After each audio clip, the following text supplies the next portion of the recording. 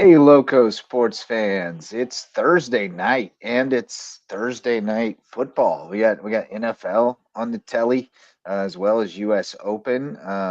It's a great time to be alive. A great time of the year to be One of alive. the better Um, better weekends in terms of sports yeah, coverage. No With it's doubt. yeah, this is the good stuff. We're yep, in the yep. golden Major the League golden Baseball getting season. down to it as well. So a lot going on. Yeah, Cubbies have a night off tonight, so Mm. I get a break from that. You know, that roller coaster. But a lot going on tonight.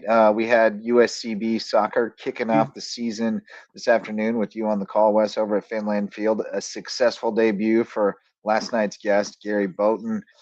4-1 win over Chowan, and we'll break it down more a little bit later on in the show. Of course, we're going to have our Thursday night pigskin preview and run down all the games. We may not spend as much time on all of them, just in the interest of sleep hygiene, which I have not been strong on lately.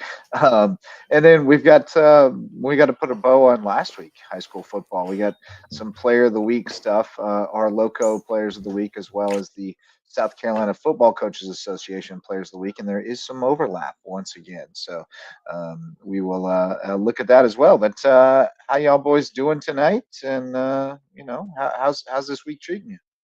Doing well. Just getting ready for a couple of final things to do tomorrow, and then it'll be kickoff for the Showtime. inaugural game of 2025 on the WHHI TV schedule and calendar.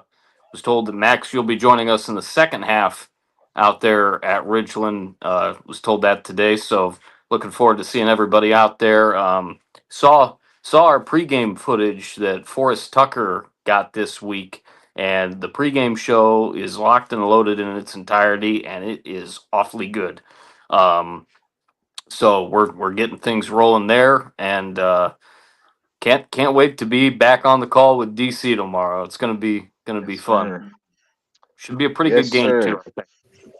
Speaking of back on the call, Wes was on the call for USCB soccer today, and big win for Gary Boughton's crew, 4-1. And you texted me right after the game, Wes, and said they look good. Like, see, there was some excitement there. So, tell us a little bit more about the Yeah, I afternoon think on the they pitch in exceeded. Finland.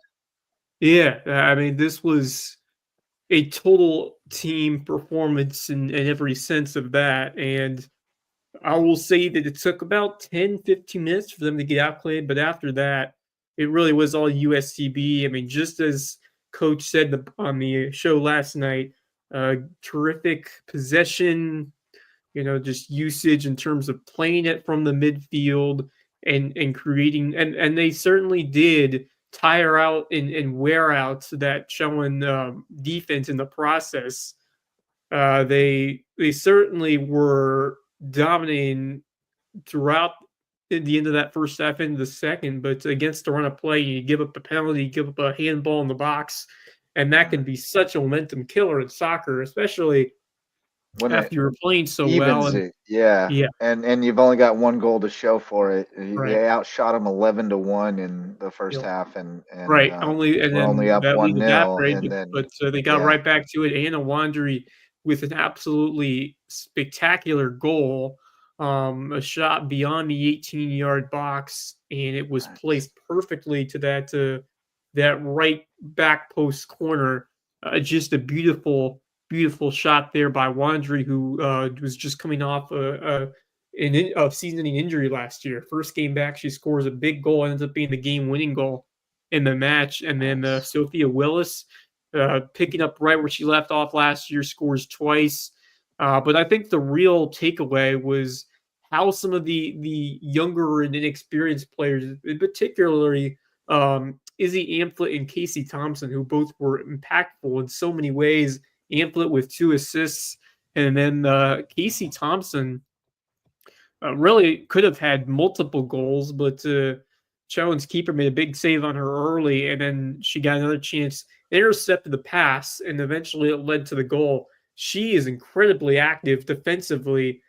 She does not take much time off in terms of just her motor on the field. I gotta say that just the depth that's been cultivated so quickly from this team. Now, obviously, the competition is going to stiffen going forward, but you know, thinking I expected a close game and then seeing them really dominate and blow them out in the second half, that's a really positive sign. This team is going to be ready to take that next step, and this is even with a couple of losses in terms of that back line. Adriana Martin, Leah White, some others as well. But the way some of these, obviously Adrian Skelton, you knew she was going to be a big piece on defense, and she was.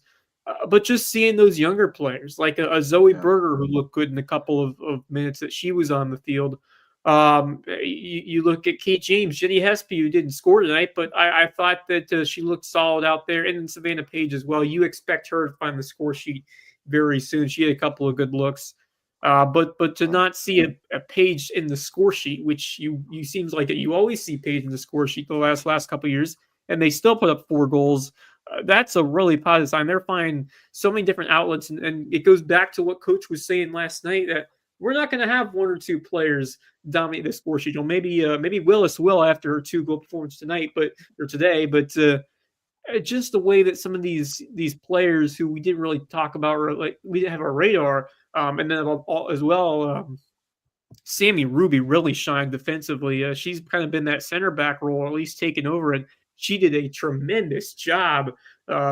Just limiting the amount of chances for showing. I think really after the first 10 minutes, other than that sequence where they got towards the 18 and drew that handball, led the goal, they were not able to find much at all. So just the composure, the resiliency to be able to respond right away from a conceding the tying goal, coming right back and putting up 3 unanswered shows a lot of fight. And just this team seemed to be very determined and just playing well cohesively in front of this new head coach. So I'm quite impressed from what I've seen this first game, and I'm looking forward to seeing if they can keep up that energy on the road this weekend. They will travel to Coker on Sunday, but I'll tell you what, couldn't have asked for much better. Obviously, would love the clean sheet, but certainly a lot to be excited about and just really proud of in terms of what this team looked like opening day, despite a lot of turnovers, despite a new head coach.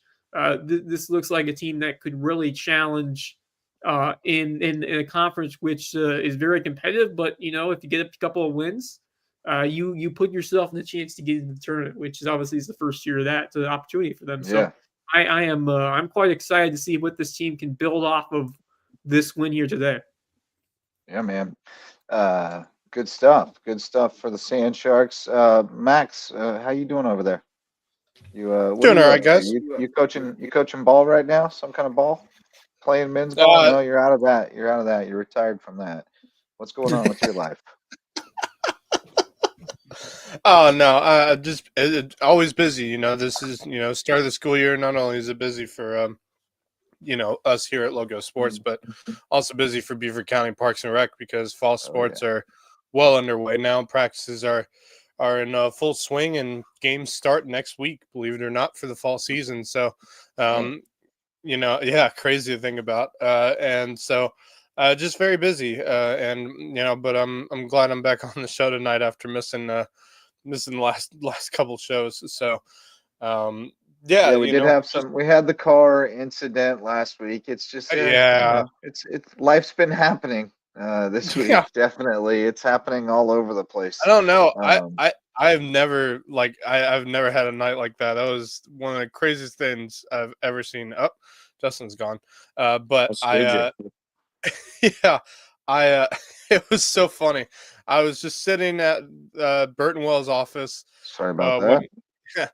I was just sitting at the Burton Wells office waiting for a call from my dad to say, "Oh, I'm right around the corner with the keys for the car. See if we can unlock it and figure out what's wrong with the car." And I get a phone call from him saying, "Well, we hit something and blew 2 tires going past Kalawasi Island." So that reminds me of the first road trip for the Hurricanes softball team last spring when we blew a tire on 95 on our way to Hampton. That's right. Oh. No, that's not what had happened, Misa.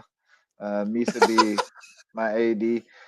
What had happened was there was a piece of hair on my computer, and it was on the mouse, the trackpad, and I went to swipe it off, and when I 3 finger swipe back, my browser went back, and Oh, I was ejected from the StreamYard here. But yeah, so well, it's good to have you back, Max, and hopefully the car trouble is behind us. It yeah, happens though, for man. now. Behind you. If I had $1 for all the times that back in my younger days that I was on the side of the road with, a jug of water waiting for the car to cool off or changing a tire or anything Oh like that. God. I lived 1,000 lifetimes with junky cars, so I feel your pain there. Well, the show Yeah. tonight presented by Mickelson Law Firm, our official real estate closing attorney, presenting sponsor of our Hilton Head Christian Academy coverage. They're our original sponsor and our all-star sponsor, and our newest all-star sponsor, WHHI TV, the Yeah. only TV station fully devoted to covering the Low Country. So we're Yes, excited indeed. to partner with WHHI TV. They've been our great partners in local sports journalism, and you can keep up with them on Spectrum and Hargray if you got cable, or streaming online at WHHITV.com. As well But as Roku, Fire TV, oh yeah, you Apple got the TV, apps. You got the apps. whole bunch of apps. Yeah, Whole yeah. bunch of apps. Get your All the apps ready for apps. your apps. You gotta have the apps. That's right. I'm so over apps. There's so many apps. It's just too many apps. Yeah, I know. You They're gotta. crazy. Oh, you can only pay with our app. I mean, I That's love the Oh apps yeah, that's the when they worst. work for me. That's the I love the worst. fast food apps. The fast food apps I'm down with, even though I know they're stealing my information and selling it to other people or whatever. But like way too many wild. people know that I don't like onions, but I like extra pickles. If they're selling my information. And I was trying to do the play on words with getting your apps ready for your apps, as in your appetizers to get your applications. Oh. Television, Oh, Okay. applications. Okay. Yeah, apps, yeah, yeah, apps for yeah. apps. Yeah, Apps on Those apps are on the- apps. I that's got right. you. Yep. All right, boys. Well, so yeah, before we move on to previewing the games, let's put a bow on last week, which I think was week one. Who's keeping track? That's correct. As I mentioned, we have some players of the week on our ballot. Here's what we came up with. Our offensive player of the week was, I believe, unanimous. It was Aiden McCarthy from Bluffton. He was 24 of 30 for 313 yards through the air, 3 touchdowns, and Nice. then he rushed 12 times for 106 yards and 2 TDs. Worse. So monster game from Aiden McCarthy, who's off to a tremendous start, and we'll talk about it Yes. later. But they'll have a great test against a really good defense in Savannah Country Day on Friday. So For it's gonna sure. be that one's going to be great. Defensive Player of the Week also unanimous, and he also doubled up. He got a statewide award as well. Ivion Watson from Whale Branch had 11 tackles, 10 solo, 5 tackles for loss, Wow. 5 sacks against Hmm. Hardyville. He He really was just all over took the place. over in the second half. He was just dominating. And by the way, he was a big part of the success they had running the ball in the second half as well, because he's on that offensive line. Big Ivy, Lil Ivy they call him, but he's quite large. He's going to be a He was big key tomorrow also night too. absolutely. He is Sure. also the 2A lineman of the week for the lower Nice. state. So well deserved from Lil Ivy. And then Warriors took another one. It was a really close vote, 3-2 vote. But our ultimate player of the week, Jermon Bowers from Whale Branch, 16 carries, 144 Yeah. yards, and 4 touchdowns. 4 for 8 passing for 48 yards. He had 2 tackles, 3 pass breakups, and an interception. And he had some return yards too, but those weren't posted. But he had a couple nice returns as well to set him up. So you saw it with your eyes, Marcus. He was quite He impressive. was But he everywhere. narrowly edged out Reed McCollum, who also had quite a game in a losing effort for HHCA. Reed had 395 passing yards Wow. and 10, yeah, a touchdown and a pick, 12 tackles, 8 solo. Like that's yeoman's work. Deserving. 395 passing yards in a game where they lost by as much as they did to Bethesda Academy is honestly impressive, but also just Yeah, I mean, I think gives praise. they kept punching. Yep. I know. It was just they couldn't stop them. They just couldn't Yeah, stop I the mean, Blazers. that honestly, like in that terms, kind of gives praise to Bethesda Academy for what they did in that game. To be Yeah, honest, right. that's a absolutely. Yeah, solid Bethesda yeah, This Academy they team. straight Bethesda up. team looks like a real problem for anybody in Skiza this year. Yeah, Yeah, and Watch out, two-way Skiza. we'll talk about it here shortly. But yeah, I think so. And JP2 has some illness issues this week. They're a little shorthanded, so it might be a oh tough man, night for them tomorrow. But we'll get into that momentarily. Mentioned Ivy Watson, the 2A lineman of the week. Sean Mitchell from May River, the Yep. 4A offensive player of the week in Wow.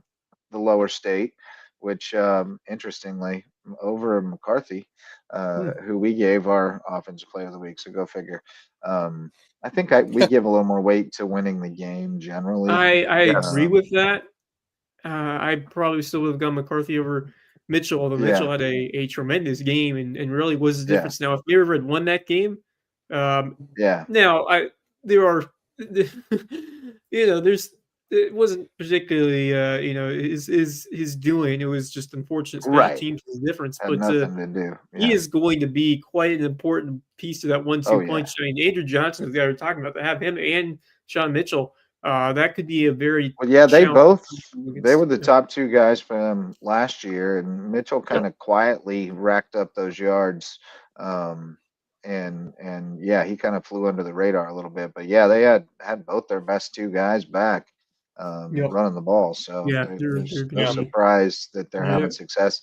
And then the other one was Colleton County's Justice Jameson was the 4A Special Teams Player of the Week.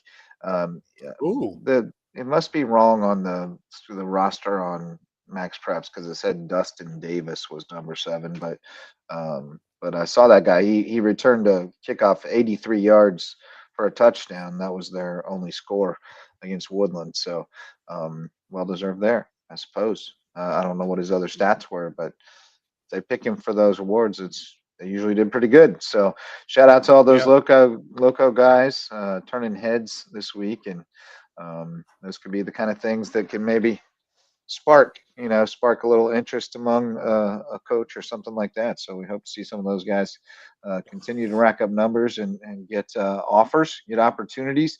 Ross Saunders is ready for us to preview the games. He's already calling BA for the dub tomorrow. hey, I have a we're going. feeling he You won't know, be the only one making that call tonight. yeah. But before we get to our previews, our some more sponsors, Hudson Seafood House on the Docks is a proud member of the Loco Booster Club and the presenting sponsor of Under the Bus. New episodes every Tuesday this fall on the Loco Media Network with Curry Kirkpatrick, Bob Stevens, and Rich Basirico. Hudson's Seafood House on the Docks, a great place for seafood, sunsets, and cocktails on Hilton Head Island. Our new sponsor, Twenge and Twombly, personal injury attorneys. They're over in Beaufort. They want to take care of you. They got a rare name, but they provide remarkable service at Twenge and Twombly. Service at Twenge and Twombly. How is service the word I messed up in that sentence? And then You just got HHI your tongue over Windows your and Doors. eyes, so you couldn't Yeah. see what you were trying to say. HHI Windows and Doors. Coach Barron's our old friend from hooping Hilton Head Prep, where he won a bunch of state championships. Now Oh yeah. he's improving your view of the Loco at HHI Windows and Doors. All right, guys, let's dive into these previews. Let me get to this tab. We're going to start. We'll go in this order I got here. Philip Simmons, Beaufort, both 0-2, which is shocking just based Yeah, on that's unusual. the kind of reputation of those two programs. Then one of them is going to be sitting at 0-3 after this game. The Iron Horses have won the last two. They won 31-20 last year, and they've been a formidable force for Beaufort to deal with. Beaufort, obviously, we've talked about it at some length, but Anthony Kaler, their quarterback, broke his collarbone last week, but Braden Lloyd Smalls showed some spark on offense when he got in there. led the team in rushing and threw a touchdown pass. So, maybe that sparks something on offense for Buford this week. Their defense still looks the part. I mean, they gave up 48 last week, but Greenwood is a very good team, top 10, maybe top 5A team. So, powerhouse offense. So if Philip Simmons were playing well, I would probably be on them all the way. Now they've played a tough schedule. They played Lucy I was Beckham about to say. I was about to say they take Hanahan on and Lucy Hanahan. Beckham. Yeah, Lucy they've had some Beckham. tough games. That's tough. Yeah, so Well, they Buford both as they well. both scheduled up. They played Fort Dorchester, which is never a cakewalk. Right. They And both then they play scheduled on a up. short week their So next one, which is they're playing number 16 and 5A in Greenwood. So both these teams have had tough schedules. yeah, Yeah, really tough. 100%. Yeah. I don't know what to make of it. I'm kind of, I don't know. I just don't know. I don't know if Buford's got Yeah. enough juice on offense. I do think that the Smalls kind of makes more sense for what's around him, because he allows them to be a little more freewheeling and quarterback RPO type stuff Yeah. and Right. that kind of stuff. So I haven't seen him though, but I know Jimmy was impressed and felt like they found something there. So I'm hopeful for Buford. I will pick Buford at home, but I think it's going to be a total battle. This is intriguing for me.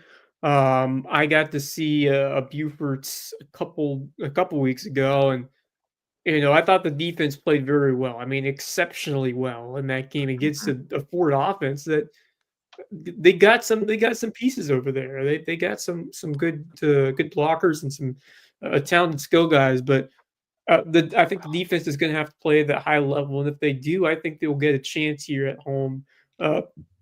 The offense is the issue. The injuries, I think, are the big question marks for this game for Buford. Do they have enough guys to really deliver that consistent attack? And I mean, this could go either way. Both these teams have underperformed, I guess, this year, even though they played some quality squads.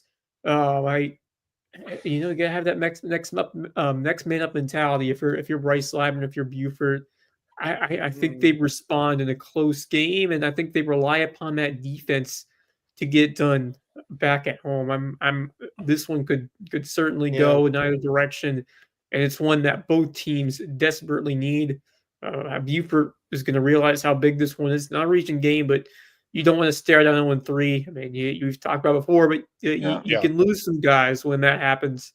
I just think this team is going to find a way to really solidify some things, and maybe that we've seen it before where Buford's able to get a good spark out of someone who you wouldn't expect on offense, and maybe that happens here in this one. But I have a feeling the Eagles will have their opportunity to right the ship and get that win, and I think they'll get it done and get that elusive first victory over Philip Simmons. I'm gonna go with the Eagles.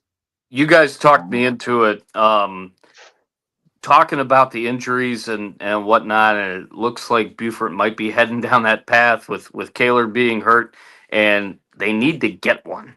They need to get one and try to get some momentum back into the program. We're talking about how they can still battle with Hilton Head and Bluffton and May River and Bishop England in 6-4A. Well, the fact of the matter is, yes, they have to right the ship, and they have to win one in order to feel good about their chances in a loaded region. I think because it's at home, and because what we saw from the backup quarterback last week, and the way the defense has played pretty well to start the season, I'm going to take Buford for a slight win. I'll take them by a field goal.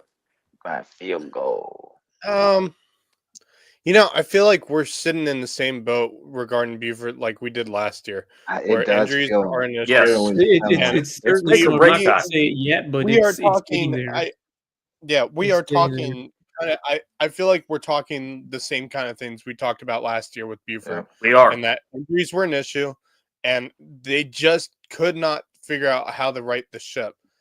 And that's what we're talking about. We're talking about they need to right the ship here. The thing is, I can't put faith in them right now. And I think for that reason, I'm going to go with Philip Simmons, but I think it will be I think it will be close. But I'm going to take Philip Simmons because yes, they've had a tough schedule like Buford has, but they hung in with Hanahan Yeah, and they they hung in did, with and Lucy Beckham yeah, too. they fought with So Lucy Beckham too. Well, I think for those we reasons, have I'll take one more Philip Simmons. picker to hear from. Our Yep, celebrity we do. guest picker has been sitting in the green room, and I didn't even see him there. It's the new athletic director at Ville, Hardyville High School, Misa B. All Trolling, right. Misa B. What's up, Garzon, buddy? football what's up, Going, guys. expert. football expert. He Is came this the to right Ace show? Picks. Yeah, I yeah, thought we we're were here to doing the make some football. 2024 pigskin breakdown with that Buford analysis. Yeah, it did sound eerily similar, You didn't see it? what Well, I mean, though. what's your take on the Eagles? You think they can get things right tomorrow night against Philip Simmons? Nah, I'm with Max on this one. Just the injuries, it's just biting them. That I thought they played really solid defensively for against Fort D for Yeah. 3 quarters until the very end.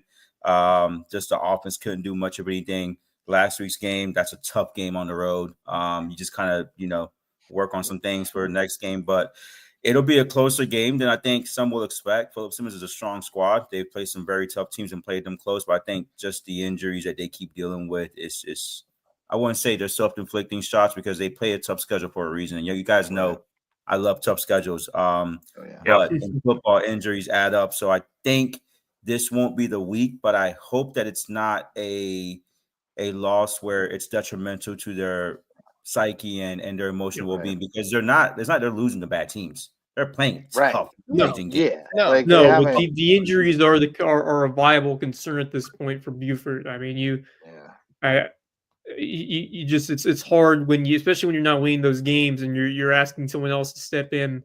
It's just never easy. So we'll see if they can find some sparks elsewhere. But you just can't have that defense in my opinion. But I do agree that they're really searching for depth at this point. When you lose the guys that are still injured. I almost hate to say it. I think it's good to play a tough schedule, but when you're a team that has struggled with injuries, obviously going on the road to Greenwood may have hurt them. I don't know if it's going to Yeah. hurt them in the long Well- term, but it definitely hurt no, them. you're bad. right. You can like we've talked about that before, like Whale Branch, those years that they had to play everybody in the region, or in Yeah. the district, and Right. they were just put through the ringer, and they'd be like down, 4 two-way starters by the time they got to region Yeah. play, and it wasn't even fair. Right. So yeah, there is. It's great to play a tough schedule if you have the depth, the quality depth to be able to survive it. But our Hardyville soccer team last year Right. just about overdid it, and Rayleigh was questioning Yeah. himself a couple of times, like, man, we are the walking wounded right now. I might have messed up. And it worked out fine for us, but yeah, you can bite off a little bit too much. And when you make your schedule 2 years out, and you don't know exactly what you're going to have. So, but man, we talked a long time about Buford for a night that I said we were going to keep the preview shorter, but yeah, I think it should be a good game. I'm hopeful for Buford, but I'm not going to be surprised if Philip Simmons just beats him in a defensive struggle.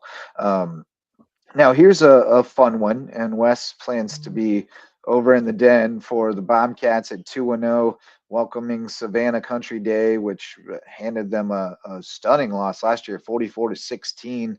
That I don't think anybody really expected. Now it's we're all on notice about Savannah Country Day, the Hornets, right? Is that what they are? Yeah, the Hornets. Yes. Yep. So, the old yeah. Yeah, but Bluffton obviously has a great offense. It kind of sputtered in the rain, I believe, against Savannah Country Day last year. But they'll be at home. Weather looks good. I like Bluffton's offense to do enough here. I still have some questions about the defense and special teams, when they step up the level of competition, and we'll get some answers tomorrow. But I do think that they are the better team, and I think the offense will win out tomorrow. They're starting to sharpen up a little bit. They looked pretty good last week, and I expect them to keep it going.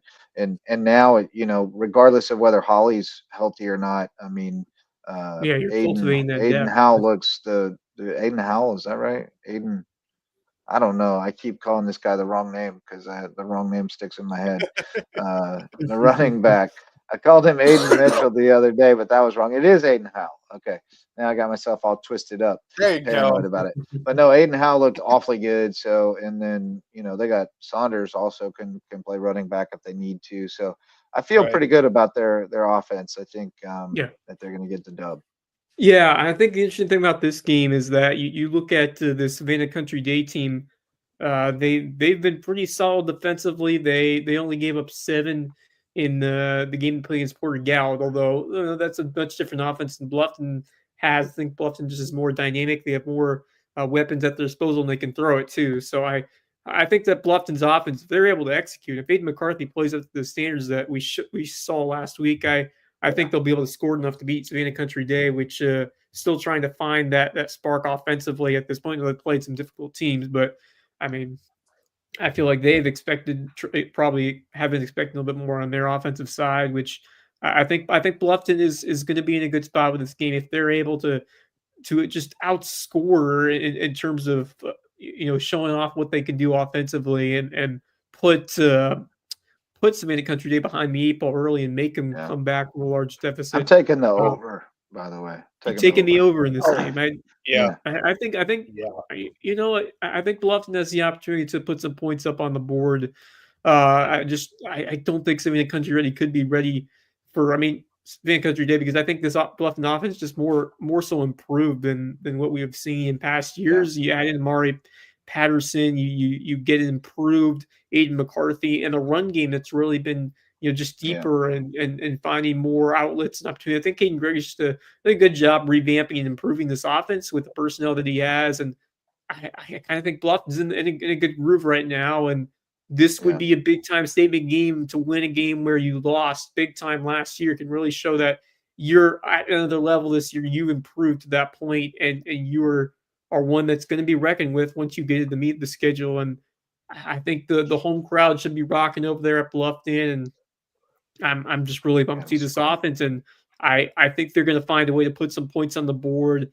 And McCarthy, if he can avoid those mistakes, he has the players at his disposal to make things happen. And it's just really hard to stop everybody in the team when they're rolling.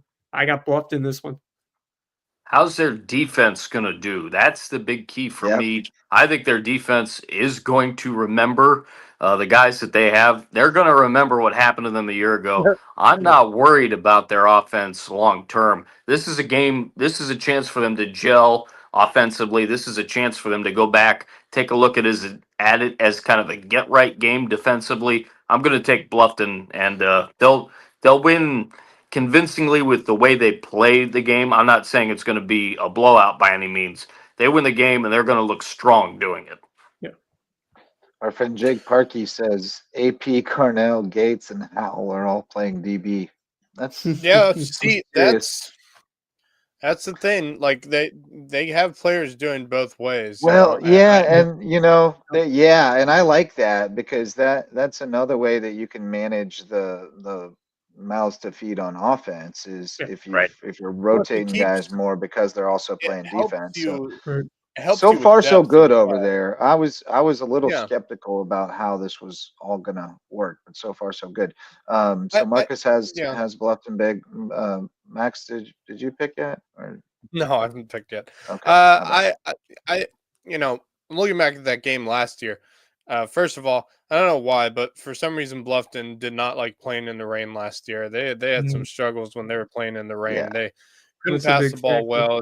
And of course that game was one of those soaking wet kind of nights where getting a grip on the football was not fun against Savannah Country Day.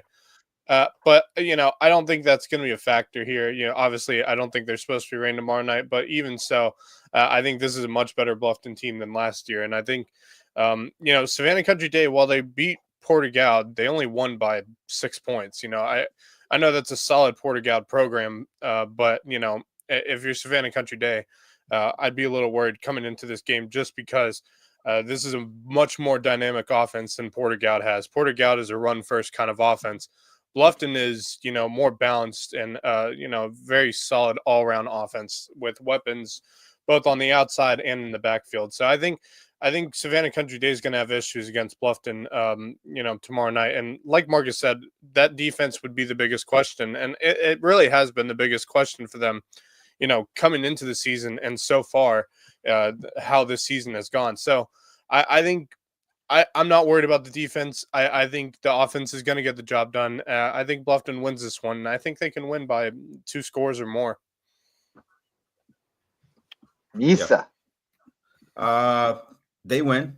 you're no longer an enemy to Bobcats. Always. The other school in the 29910 will win. Talent, last year's loss was shocking, especially the blowout that they lost 44-16. But it's not been an issue at Bluffton in terms of talent. They usually have very talented athletes at that school. But we'll see how the defense responds. I do think there's a chip on the shoulder. So far this season, they played about what you expect given the competition they played so far. They are a dynamic offense, so they should win comfortably tomorrow. I think it might be closer for a bit than they would like, just to give them a little test. But I think at the end of the day, it'll be a 20-plus win for the 29910 team in the Parkway. See now they don't have to be hating on you because you're no longer a Shark. So they can respect. But when you're a Shark, you're a Shark. And when you're a Jet, you're a Jet. That's the way it goes. Blood in the water, baby. Too soon. It's too soon, Wes. It's too soon. It doesn't fade away so quickly. You just left, man. I know. Give me time. Give me a few decades, and I might be able to come around. It was 9 years. It was seeping for 9 years, so you got to give him at least half that much. Well, I mean, now he's got to go against the school he's rooted for most of his life in Richland, man. You got to go against that now, dude. But it's not. But it's not. It's not. Look, you guys know I don't talk trash about anybody all day, so. We know you can. We know you can. Jake, you missed it last night, Jake. We made the announcement that Misa Garzon is now the AD and boys soccer coach at Hardyville. He is my coworker. I get to see him every day. It makes my day. That's awesome. It's fun times.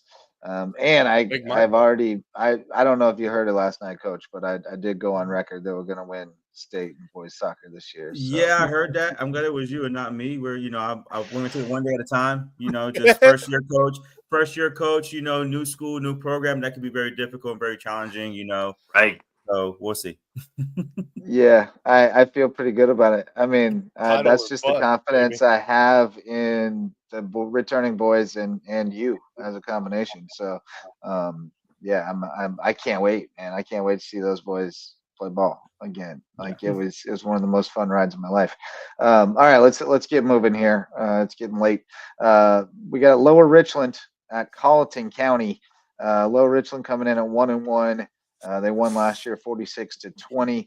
Colleton 0-2, showed some fight last week. They lost 20-7 at Woodland, but just gave up the one touchdown in the second half, and they scored on a kickoff return touchdown. Diamond Hornets put up 41 last week to rout Spring Valley, and they got a pretty balanced offense. So as much as I'd love to see Colleton get the dub tomorrow, I do not think they will. I'm going to have to go with the Diamond Hornets. Although, shout out to the Colleton volleyball team for a sweep tonight over Hampton. Lily Mitchell, our intern from Colleton, reports that the Cougs won 25-21, 25-23, 25-17. So shout out to Colleton. Nice. Volleyball, I don't believe that the good vibes will carry over to tomorrow for the Cougs. No, I agree. I concur as well. I'll take Lower Richland. I mean, Colleton trying to just gain some opportunities to get better against some quality teams. I don't think they're at the same level as Lower Richmond. They have not seen enough from them yet to really change my opinion about that. So I'm going with the Hornets, the Diamond Hornets of Lower Richmond. Diamond Hornets. Yep. Diamond Lisa, Hornets. Lower celebrity Richmond. guest picker. Lower Richmond. I mean, Yes. I'm not an expert or anything, but Lower Richmond. Yeah. Same. All right. Well, this one's a little tougher. This one might spur a little more thought. Hilton Head at 1-1, coming off the loss to James Island, lost their quarterback.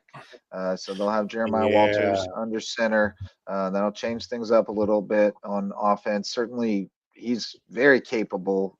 He would start at quarterback for a lot of teams. So, not a knock on him, but it's just going to be a little different.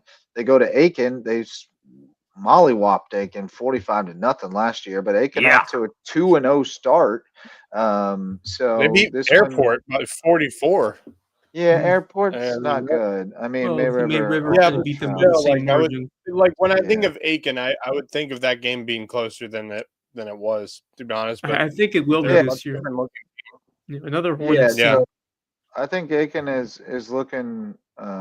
They beat 27-7. Yeah, they beat Ainer, and they beat Airport. And they've only got 7 points in the first 2 games. So it looks like they got a defense this year, and I now think this is going to be a much more competitive game than I would have thought.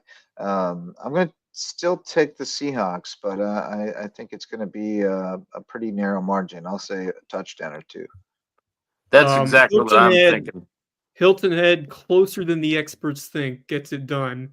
Shout out Lee Corso, 6-0 in his final game day. Pick 'em. I can't go against the Seahawks in a tight game like this. Now I do have my concerns. However, I will say that BJ Payne, he has his guys. He finds a way to adapt and gives other guys a chance. You can't forget that this team still has Thad Zarnecki, Risher Jr., who has really provided good spark. Now they don't have Brandon, but I think that this new guy is going to be ready and able to step in, and I think this offense is really predicated on the run, short, quick screen passes, which we have seen this year. And if they're able to get good blocking, they will move the sticks. Now Aiken has a good defense, which even no matter who's under center, it's going to be a challenge for them. So it's going to take all hands on deck, this team. But I just think that the game-breaking ability of a guy like Zarnecki, who's been primed and ready, he's shown up in big moments dating back to last year in that first-round playoff game. I just feel that Hilton Head is after last week, after losing to James Island, they're going to want to get back on the right footing. Now, this is going to be far from easy, and I expect to be a battle into the fourth quarter against an Aiken team that has looked very, very good this year. I like the way Hilton Head, has rebounded after losses in the past couple of years.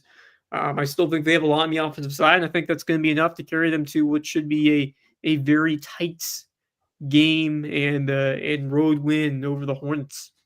I was at this game. Zarnecki was bottled up last week, so he's going to be hungry he's be fresh. Extra hungry on Friday. I was at this game a year ago, and it was an absolute whitewashing. And this, you talk about a perfect scenario for a get-right game for BJ Payne. And I can tell you guys from experience, because the same scenario happened last year where Walters played some quarterback. And obviously he's great with his legs, but he can throw the football too. Zarnecki, Walters, that offense, the defense will be ready to go. Yeah, Aiken is better than they were this year, than they were last year. They will not get shut out, but I expect Hilton Head to have a get-right game, get ready for much stiffer competition, and I expect them to win by a couple of touchdowns tomorrow night. Ooh, okay. I've been thinking about this game all week, and looking at the scores that Aiken has put up, it has me a little worried. But I think Hilton Head's got the firepower for it. I do think it's going to be a very close game. Obviously, it's not a short road trip either. It's a long road trip to get up to Aiken, and that could play a bomb plant. Yeah, that could play a radiation poisoning. Yeah. That could play a factor in this game. I don't think last week, was a disappointment in any way, shape, or form against James Island. I just think, No. Hilton Head knew what they had going into that game. They just knew what they were up against, and they put up a fight against James Island. I don't think this is a get right game. I just think this is, yes, I would love to see them win this game, and I think they can, and I think they will. It will be close, but going into this game, this isn't really a get right game. This is just, a game Well, I following mean, what is.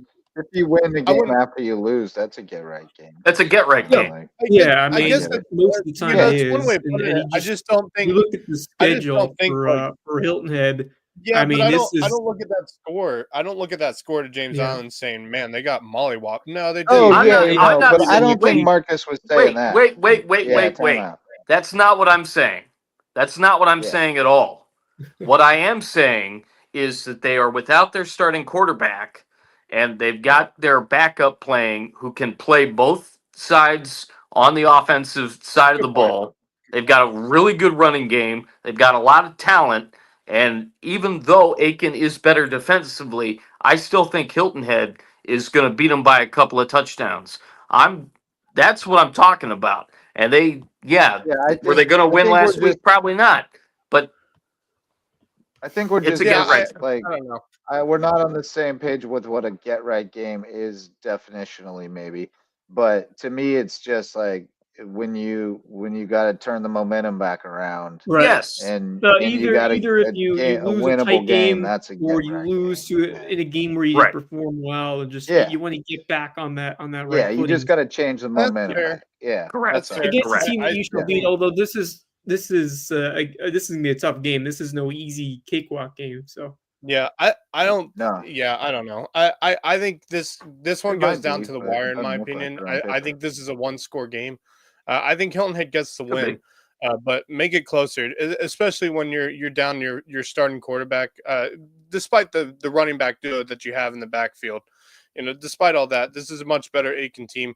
You're on the road, not a short road Yeah. trip either. I think for those I think reasons, I understand your point now, Max. To you, it's not Yeah. a get right game because they're going to have to fight to win it. Like you Yes, think of a get right absolutely. game as more of like a cupcake after. A yeah, tough I game. understand Yeah. that. And I it's mean, not yeah, that. That's no, what. that Yeah, makes That's sense. I like feel my you. thought I process feel on you. it. Yeah, Yeah, and I you're still just think, I you're still giving think- Aiken more credit. Is Yes, what you're. I do. attempting Just to by do. looking at the scores they've posted up think compared to that's what they did fair, last yeah. year. Yeah. They look I to think be a that's different kind team. of how I see it. They look to be a Plus, different. No- I think no I question. So think who you got, Hilton buddy? Head- I think You going Hilton Head against still the has grain, or you one going with well. BJ? I'm just making sure you guys have gotten right on the get right. We good on that? Okay. we're good. Yeah, We're good on the get right.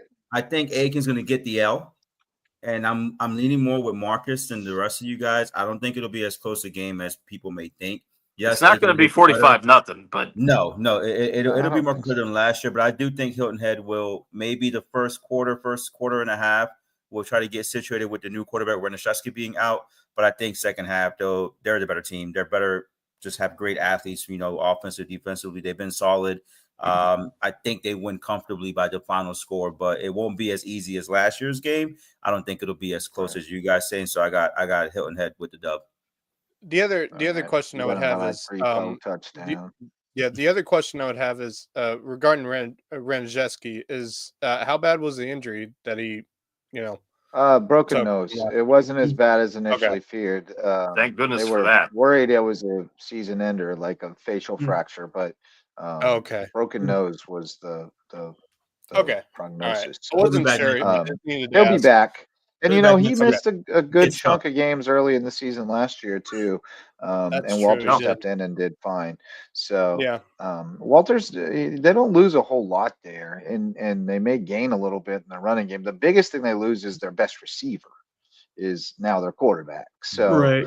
he That's a can't very good throw point. to himself. Yeah, but And they have other guys to that's turn the to, biggest which is thing they still lose. a deep What if you could? skill For group. sure. You know, And like they you have- said, they Wes, have- it's an yeah. offense that's really predicated on the run. It just Yeah, makes I mean them a that's little that's less. where that's the heart of the offense is Zarnecki and I think and Risher. I think those are the Risher guys and who started yeah, I great. think those Risher's two nuts. running backs. Like if they can win by more than 2 scores, it'll be because those two running backs are going Oh, on yeah. a tear, and I think they definitely yeah. could against Aiken. But No it'll be doubt. because Marcus and I were right, not because of the running backs. Just 'cause Well, I'm gonna let I'll say my piece, and then I'm gonna let Misa take this one first. We got a homecoming game for Ashley Powell. May River going to Lake City. Sharks lead the series 2-0. They won 41-6 last year. Coming off a really tough loss in overtime to West Ashley, 31-30. But that run game and the slot T is looking good. I can't imagine that Lake City's got something on defense to stop them boys. And Powell is going to be hungry to get this win back on his home turf. I'm going Sharks. Misa, you going with the former squad? Oh, absolutely. They've been solid so far this year in the two there games. you go. Oh, you guys hear me now? Sorry, I'm trying to get it right on my stream here. Sorry, guys. But they've been solid so far this season. Like you said, last week was a heartbreaker. They got a game time field goal at the end of regulation, then they lose by 1 in overtime. I think they'll comfortably win this. The closest thing will be whether Powell will cry or not. That'll be what really need to watch. Is Powell going to cry out there? That'll be the interesting thing of this game. So that'll be the upset there. I have the over on Powell shedding tears, coming home, being in that environment, and what that place means to him and him being a proud alumni. Little known fact, Lake City last year, the baseball team came to a playoff game and they practiced at our facilities. And then we have 2 Lake City alumni on campus. Well, not we, they. And they sponsored the meal for the team, the baseball team. So he really cares about the community. So I think, the upset will be if he doesn't cry. So I got May River winning and Powell crying. Yeah, I met the coach, one of the coaches from Lake City at one of our baseball tournaments this summer. And, when I mentioned where I was from and then my son go to May River, so you know Frog. Is it Frog that they call him? Is that what they call him? I think so, yeah. It's some weird nickname. You know Frog. And I was like, oh, Frog. Ashley Powell? Yeah. So yeah, we chatted it up. They know all those guys. But it's a pretty tight bond between the coaching staffs at Lake City and May River. So should be a nice, classy affair. But I'll take the Sharks, fellas. I'm going to go with May River. I am so impressed with this football team and what they're able to do. I know I sound like a broken record, but Coach Bonneville has said for a long time, certainly since he's been the head coach, they go about doing it their way. They're not flashy at all. They're not going to, make your eyes bug out with what they can do, with special flair. They just go about grinding it out and running the football and playing great in the trenches, playing great defense. And if special teams has to get involved, special teams will get involved. It's a really, really solid group. And the last couple of years, they've really done some things behind the scenes, I think, to just make it even more close knit, which certainly helps. I've got May River on the road, and I've got them winning. With the way they play on the field, I think they're going to show some folks some stuff tomorrow. The Cowboys just choked and fumbled. Fumble! Yeah, I just saw. But back to the Sharks. All I will say is let Mitchell cook. He's going to have another big game. He has really found something on the ground. Lake City has really struggled just in terms of their defense coming into this game. You look at what they did. Now they played some quality teams heading into this contest, but I think that May River has really found a good formula for how they run their offense. And it's predicated on basically grinding you down and using those stud running backs, both Mitchell and of course Andrew Johnson to their benefit. This is a Lake City team that gave up 43 and 34 points. Now Timberland's a good team, but I think May River is on that level of Timberland, if not better. So I expect that ground game to get going, and then for them to really do a good job of wearing down that Lake City defense. So there's a lot of motivation. Obviously, you want to get that last heartbreak out of your system of what happened a game ago in that loss against West Ashley. I think they respond big and win by a couple of scores on the road. Let me ask you, Max. Get right game.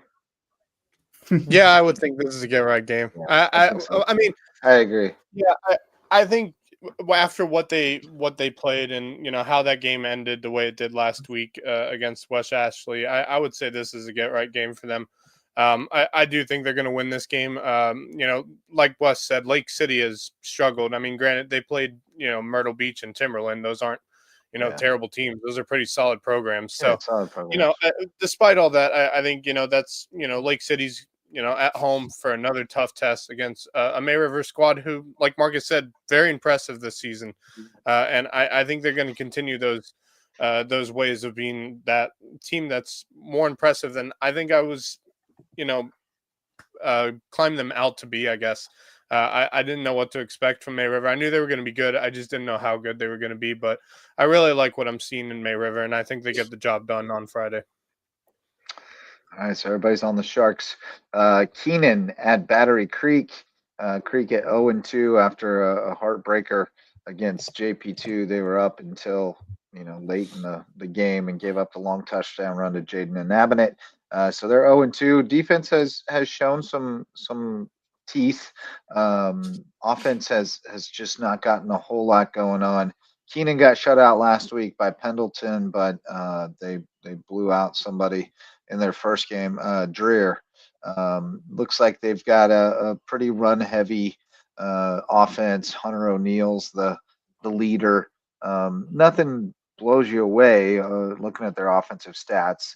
I think it could be competitive if Creek gets off to a good start, but we just haven't seen a whole lot of firepower on that offense. I feel like if they get behind it all, they're going to be in trouble. So I'm going to take Keenan reluctantly. I'd love to see Battery Creek prove me wrong, but just don't think they're quite ready yet. Who won the game last year? Keenan did 27-0. That's right. That's for your benefit, Misa. I'm using 0 instead of 0 for you. It's football.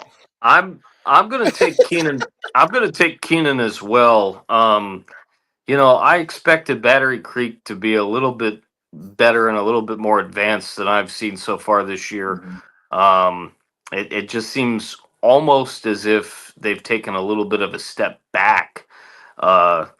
And they need to find that spark somewhere. And I know that things are a little bit tough, certainly with the region that they're in. They're playing a lot of really good teams, and they're light on numbers in some cases, and that type of thing. It seems like they're still kind of feeling things out.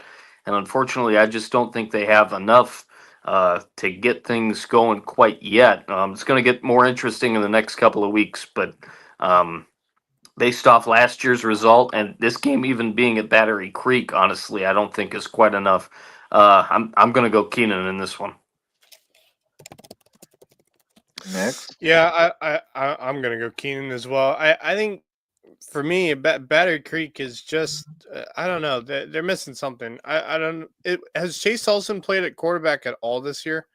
He got hurt. At all? Wow, the game is suspended. Yeah, game suspended by a thunderstorm, just like Hilton Head Prep every week. Well, I think from what I recall, he did get hurt playing defense against HHCA. No, when I was seeing him against HHCA a couple of weeks ago, I think he got hurt on defense. But even so, like to my knowledge, he hasn't. Correct. And going back to media day, coach said he's not going to be playing quarterback for a while because he got some explaining to do. So, yeah. And I think without Chase Olsen there, I think because I think he would be that true leader that they could use on offense. Without him there, A, being injured, and B, like Marcus said, has some explaining to do. I think for those reasons, I don't see Battery Creek improving at all. Not in this one. You want a get right game? This would be a get right game, but I don't think they get it on Friday night. I'm taking Keenan. Wes? Yep, I will also go with the Keenan to win this one against Battery Creek. This is a game where they would love to bounce back, but I really thought they would play well against JP2. They didn't, and if they can't get it done against the Gold Warriors, I'm not sure they will be able to beat this Keenan team. I unfortunately will go against the Dolphins on this one. and Keenan. Keenan. Yeah. Yeah. We're all on Keenan. Oh, there it go. How about this one? Old rivalry of sorts. It involved Wade Hampton, Silver Bluff at Hampton County. If you include the Wade Hampton years, Silver Bluff leads the series 27-4. But Hampton Wow. County would prefer to just focus on the 1-0 record since 2024.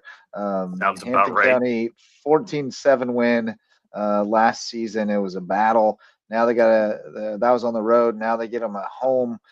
This is a different Hampton County team. This seems to There's be something. pretty special group. Silver Bluff is always tough, but I am not going against Hampton County at home. Jalen Singletary, amazing. Terrell Grant's been excellent at quarterback. They got weapons on the outside. Quentin Sabb scores at least one touchdown every week, and usually he scores two different ways. Haven't even talked that much about Desmond Mathis and some of those guys. So there's a lot of talent at Hampton County. I think they're going to take care of Silver Bluff. It's a new era in that rivalry now. How's One Time doing? One Time's great. I heard him today. I walked out of the cafeteria to escort a young man to his class because he was not where he was supposed to be. And I heard Loco, and I turned around, and One Time was cutting the grass. I didn't even turn around. I just put up my one in the air and just kept walking because I was crashing out on a young man. So, every time he sees me, he says Loco. I'm gonna make this real quick. Hampton County, big. Yeah. Bigly. Yeah, I would. I'm be able to get out of there early and go to the huddle house. Yeah, I'm leaning towards the same thing. Like the Silver Bluff team, you can't sleep on Silver Bluff ever. They always have a strong and well coached program. I mean, we've seen that over the years. They got to win against South Aiken. Don't really know what South Aiken looks like, and then they lost 50-0 to Strom Thurmond. So I think. I don't know what to think about Silver Bluff, but I would say I know what to think about Hampton County. This team is special. This team is probably one of the best teams in our area, if not the best team in our area, I think. And I think for those reasons, when you're at home, pound for pound, definitely the best. You gotta take Hampton County. And is this their first home game of the year? Were they they weren't on the road last week, right? Yeah, they were. They were at. This is their first home game, so it's going to be rowdy. Yeah, the bell's going to be ringing. The bell will be. It's going to be ringing. Sir, we have not gotten to Carlton Prep yet. We're getting there. Don't worry. But I agree with Marcus. I think Hampton County wins this one, easily. Yeah. Now that you say 50-0 to Strom. I think of Strom as a peer to Hampton County. Strom's a good team this year. Don't sleep on them. That's a good two-way team. Yeah, those programs are on the same level for me. That's why I said, because I was like, Strom, they lost 50-0 to Strom Thurmond. Strom Thurmond's much better right now. Strom's good, but so's Hampton's. What I'm saying is they're good. Yeah, Hampton's good too, and I'd pick them over Strom Thurmond if they're playing today, but it would be a good game. I mean, if they my thing is this: if they lost 50-0 to Strom Thurmond, I can't imagine what Hampton County could do. I would love to see Strom. I would love to see Strom and Hampton County play. That would be fun to watch. Yeah, Singletary is something special. He only had 4 carries last week. He had 3 touchdowns. Yeah, they're saving for when the games really get bigger, but they still got a lot of guys to feed the ball to, and that offense is gonna cook. In bunches, scoring bunches over there at home. Should be a party over there in Hampton. I can't wait.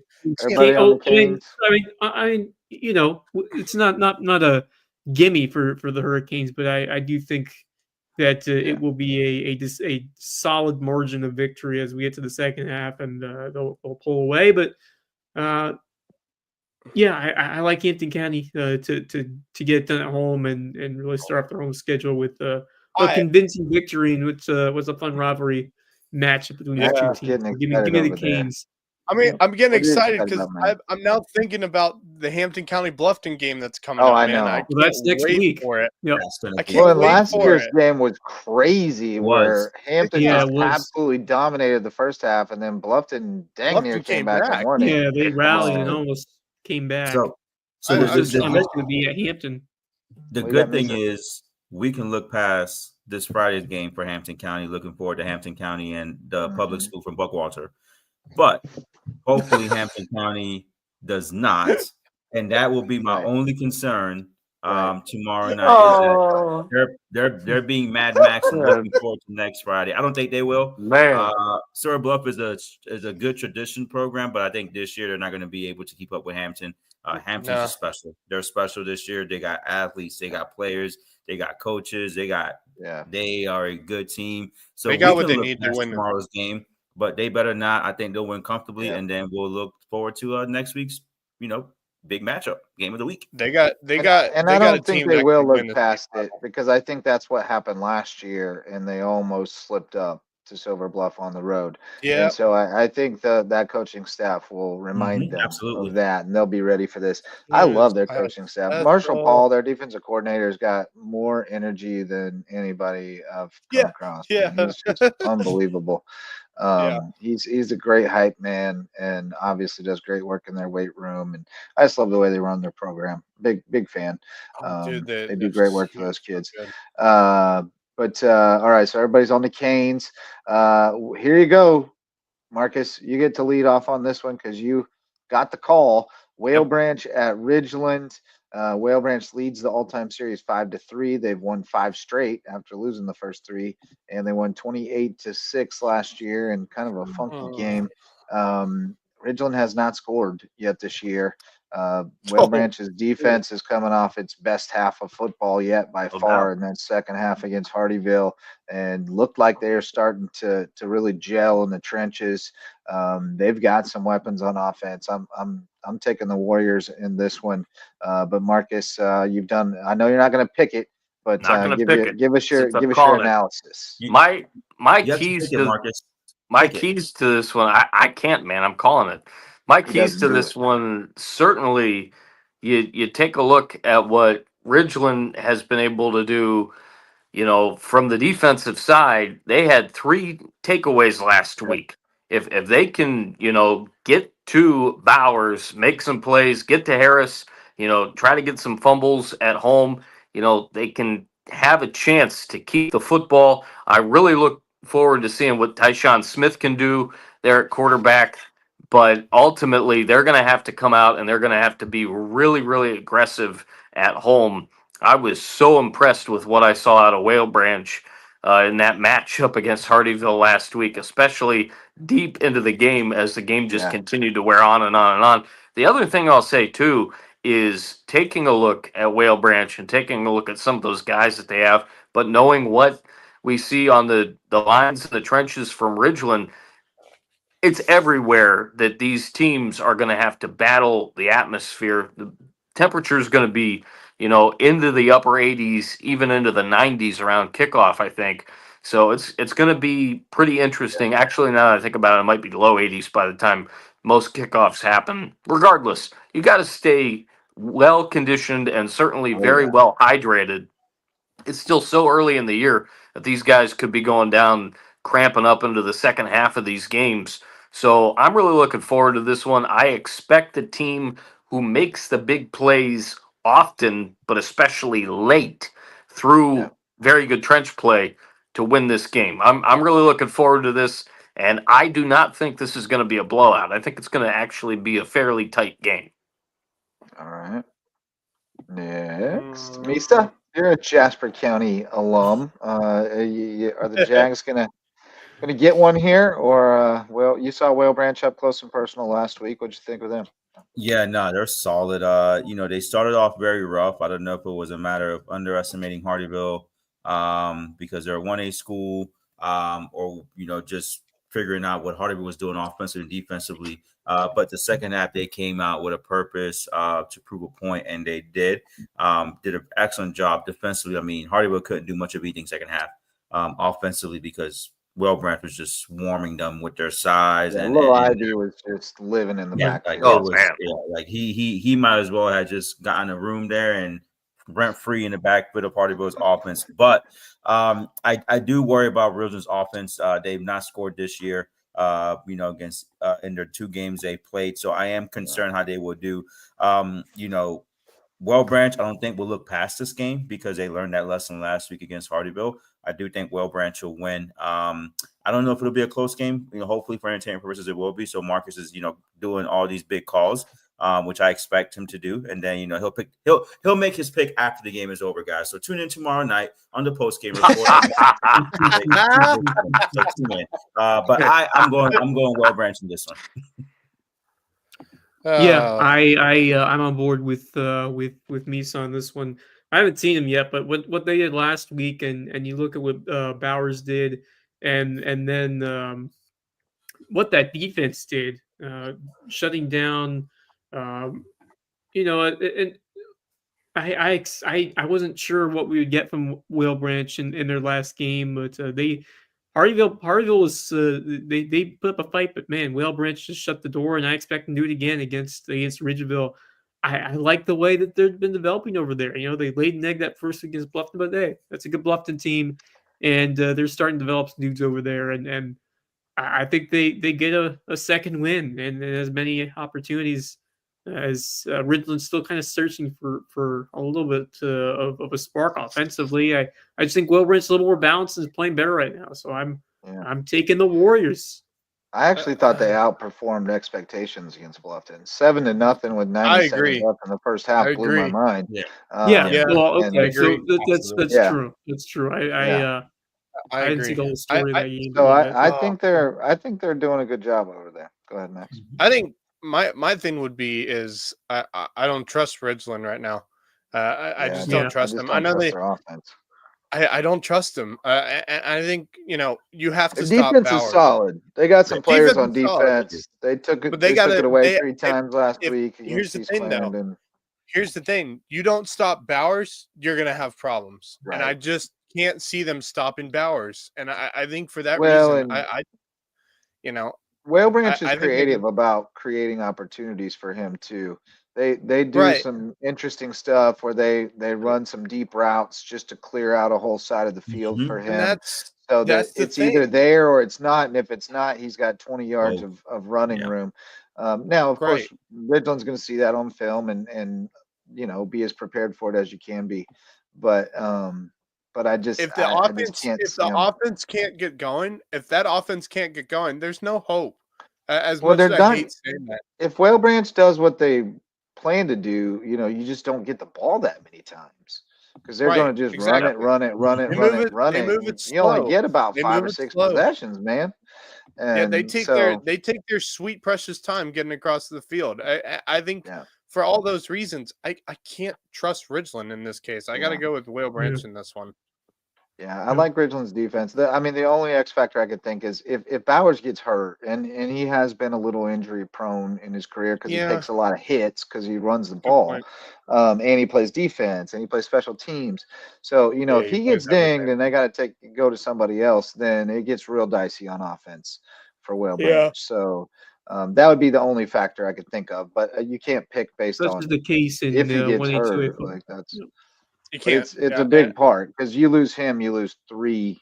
Your best offensive player, one of your best defensive players, and that's very important. That's the point. We can't pick based off of whether or not someone's going to get injured, whether or not someone is injured. I'm just saying that unless he gets injured, I don't think Whale Branch has a lot of trouble. If Bowers was injured coming into this game, I may think about this a little more differently. But he's not injured coming into this game, and for that reason, I got to go with Bowers and Whale Branch. Yep. All right, so everybody's on the Warriors. Except Hardyville. Marcus didn't pick. Marcus didn't. Everybody who's picking. Marcus doesn't everybody pick who's picking. Hardyville looking to bounce back at home against East Clarendon. East Clarendon at 2-0. They just beat Ridgeland last week, shut them out. They won last year against Hardyville 36-7. They are, by all reports of the young men who've been watching them on film every day, a well-coached team, very disciplined. They do what they're supposed to do. Not a lot of flash necessarily. Pretty run heavy on offense, but they'll throw it a little bit too. Just a good team, just a good football team. I think we've got a good football team too. We're healthy. Got out of that healthy surprisingly because we had a bunch of guys limping around at the end, but everybody seems to be okay. So I expect the Canes to really hang in and put up a fight, and I think they got a chance to win. Ooh, can I pick against my guys? It's hard to do. It's hard to do, but The hard to journalist do it. in me says you got to go with East Clarendon here. Hey man, you got to do what you But got to man, do. my heart, you know what my heart says? It says Kane's going to get that upset. So I'll just leave it at that. Let you boys make your picks, and we'll see if Misa's Man, got way to more make stones it than I difficult do. on us, You have the guts Justin. to Thank go you. Hardyville. I got to go see these boys tomorrow morning. So Yeah. and tell them you guys can do this, you can win. So it's hard for me to say that I don't think they're going to, because I believe they can, and you have to believe you can. So all right, you guys go ahead. What do I've you been think, debating about this Misa? one. Who, Misa, me? Oh, yeah, Hardy was you going to think? win. Hardy was going to win. Clarendon's got a long bus Can't go trip. against You know, Hardyville, man. He's they're coming the down to AD. the Ville. They're coming in our first home game of the year, actually at home.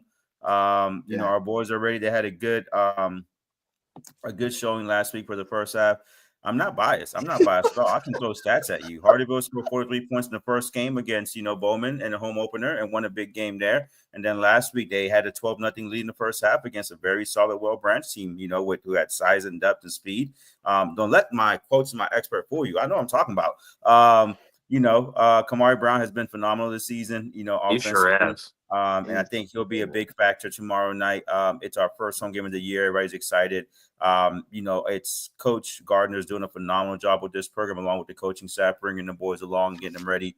So I think it'll be a close game. It won't be last year's score. It'll be a close game. But just like I always did at May River, I'm unbiased. I'm fair. And I never picked against May River because I never lost when I picked against, when I picked May River.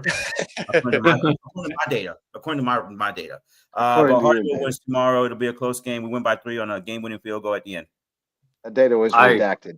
Efren Sunoco with the game-winning field goal. I like it. I completely agree. Hardyville wins. I tell you what, Kamari Brown is a animal. He's an animal.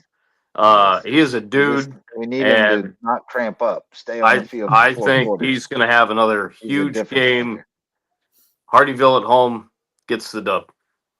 Kamari is to Hardyville as Bowers is to Whale Branch. Yeah. It's like Yes. losing 3 No players when he's question. out the field. Well, it's not even just Kamari. You got Kyle Jameson as well to help you out with that stuff too. Absolutely. So I mean, and Tukey. For that, don't sleep on Tukey. Jonathan Green.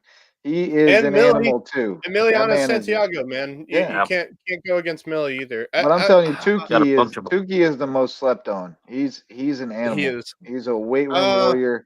He runs people over. He sticks people on defense. Yeah. And Jay Ferg's playing really good at linebacker too. Yes. Yeah, I do. You know what? I've talked myself into it. The Canes going to win. Canes going to win.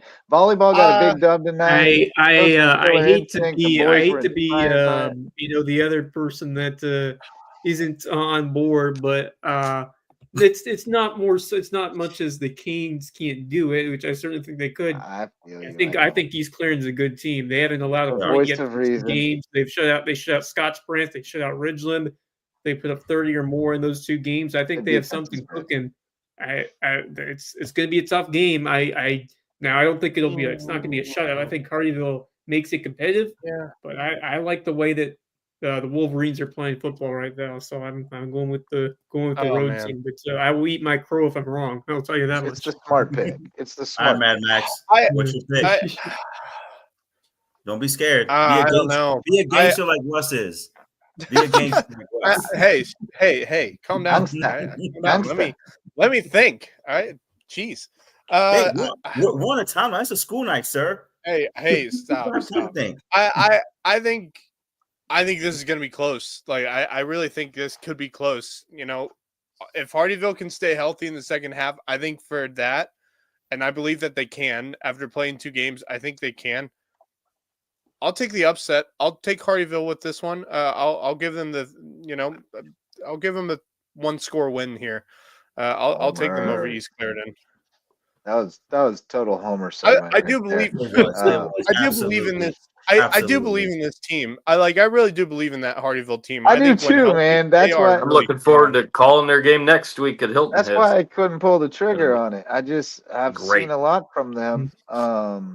And second half last week didn't go their way, but I saw the body language this week, and it wasn't like the body language after a loss last year. It's different. It'll be And intriguing to see how they fare against East Clarendon compared to yeah, Richland, because it'll give me yeah, an it's a idea good, comparison-wise for that game. yeah, Between Richland and absolutely. This Hardyville. will be a Marcus get right game, not a Mad Max get right game for Hardyville. Yeah. There you go. There you go. Yeah. All right, moving along. We still got 1, 2, 3. Jeez, we got so many games, boys. We're into the Skiza section now, though. There we go. Bethesda Academy 1-0. Out, Misa. Put up This ain't your 53 against HHCA last week. At JP2, 2-1. A couple big wins. Are you checking out, Misa? Are you out on Skiza? Or are you staying? No, I'm celebrity equal guest opportunity. picker? Yeah, no, with Okay. Skiza. Come on, Skiza. I enjoy Skiza football. When the Christian Academy wins the region and will travel to 4A school of North Carolina somewhere as a home team. Yeah. Well, Bethesda is coming across the bridge to JP2 because, of course, Bethesda plays in Skiza despite being in Georgia. My point, guys. Bethesda 5-0 in the series, but last year was the closest one yet, 12-3. But man, I don't know about JP2's secondary against this Bethesda team. That was just lights out last week.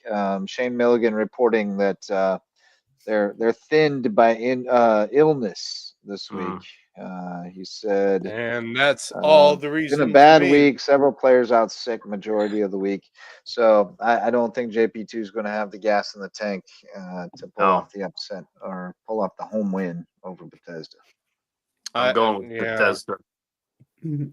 Yeah, I think. Yeah, no disrespect to JP2, Bethesda is legit. Yeah, no. I don't see how anyone's gonna. That Bethesda team, I saw a film from their game against Hilton Christian from last week. That team's a juggernaut. They are dangerous. Dangerously so Jordan good. Turner, the sophomore quarterback, coach's son, 10 of 13 for 225 and 4 TDs. Jordan Cheever, senior running back, 25 for 234 and a touchdown on the ground. They had a 100-yard receiver with put them down as my favorites.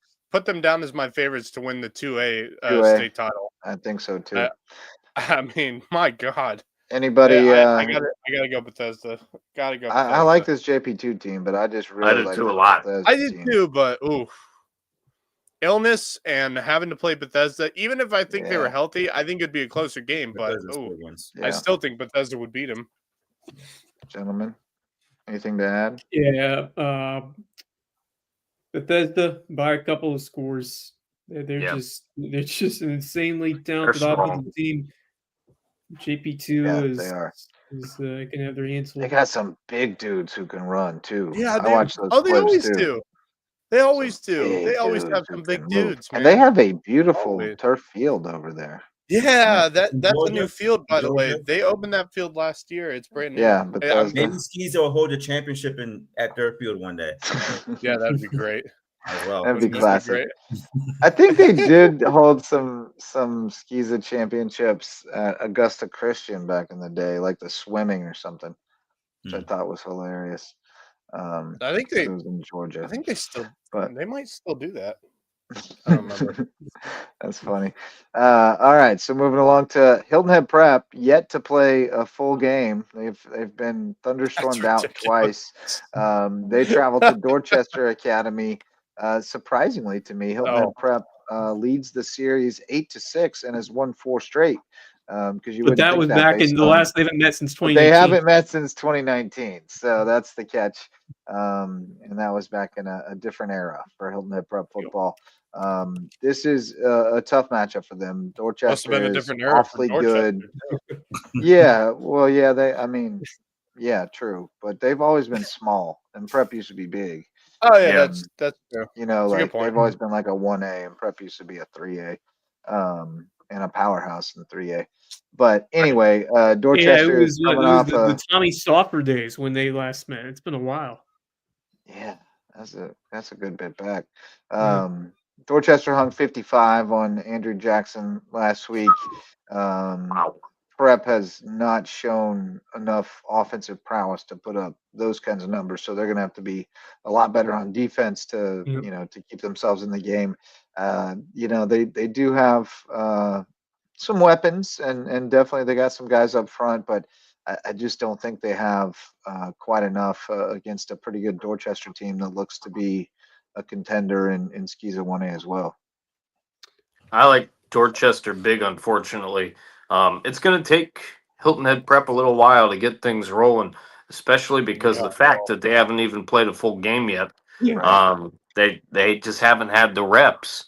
So I unfortunately don't see them winning this game. They might hang around for a while, but I like Dorchester big. Been quite a rough struggle this year for Prep, and fortunately, it's going to continue against the really good Dorchester Academy offense. I have the Raiders. The Raiders. Misa, you on the Raiders? Oh yeah, Hilton Head Prep's going to hope for a thunderstorm tomorrow. That's their best chance.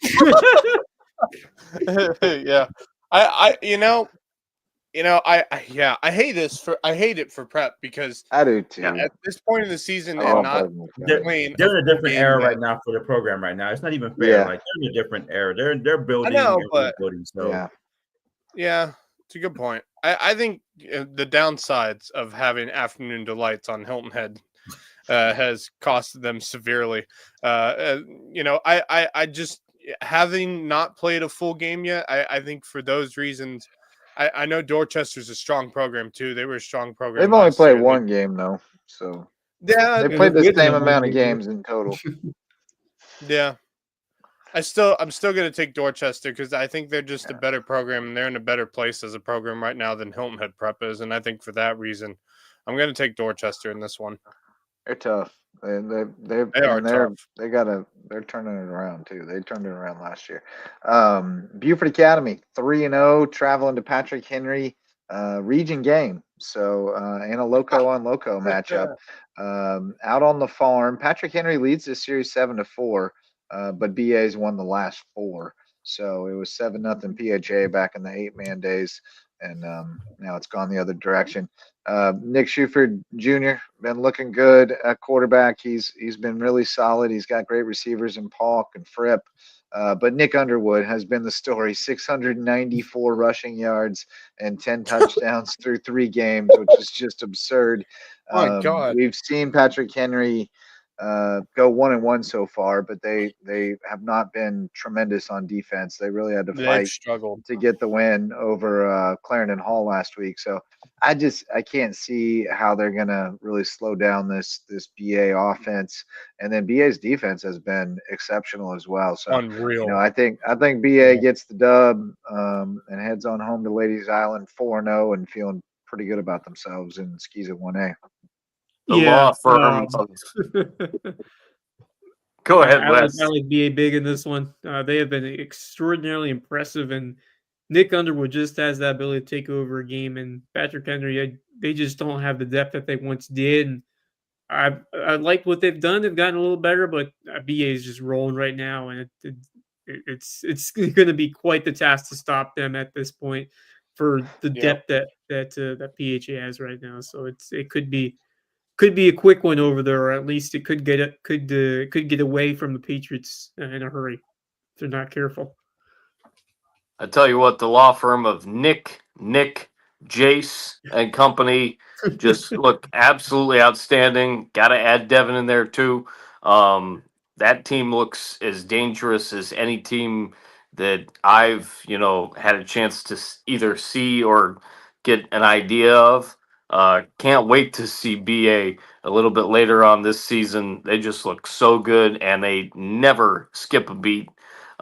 Nick Shuford and company, head coach Nick Shuford and company, having a great start to the season. Papa Nick, and I like BA to win big. Yeah, I agree. Sorry. I think I think Beaver Academy's just got too much firepower for Patrick Henry to handle. I think Patrick Henry, they're young. That's a young Patrick Henry team. They lost a lot from last season. And of course, injuries kind of plagued them at the end of the year last year. I think coming into this game, especially, coming in 1-1, but haven't been really impressive at all. I think, youth versus, experienced firepower. I think Beaver Academy gets this win pretty handily. I think they'll handle their business pretty well. Yeah. I think Patrick Henry wins the coin toss and BA wins the game. Tails never fails. The props Tails going. never fails. You guys worried for a second there. That's a win-win. You bet. Is that your parlay? And the over on Underwood. Go ahead. Over on Underwood when rush you win, yards. let me know. Give me a shout out. That was for free. No Patreon. What do you think the over under would be set on it? On Underwood rush yards? It's got to be like upwards of 250.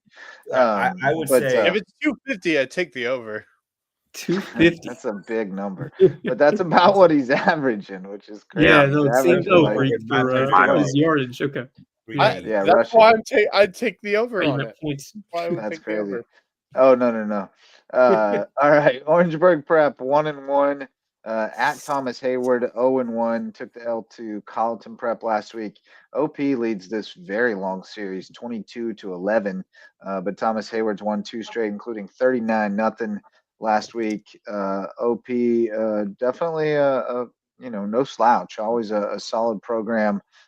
They lost to Wilson Hall, but then they beat Andrew Jackson last week. Not real bad, 27-8. Andrew Jackson's a little down this year. As we noted, they gave up 55 to somebody we were talking about up there, Dorchester. So, this could be a get-right game potentially for Thomas Hayward, and I expect them to keep getting better as the season goes on. They definitely have. They're not devoid of talent at all. They just got beaten by a better team last week, I think. Well, and the fact that they got a game delayed, so that was their first one of the season. They've only played one game.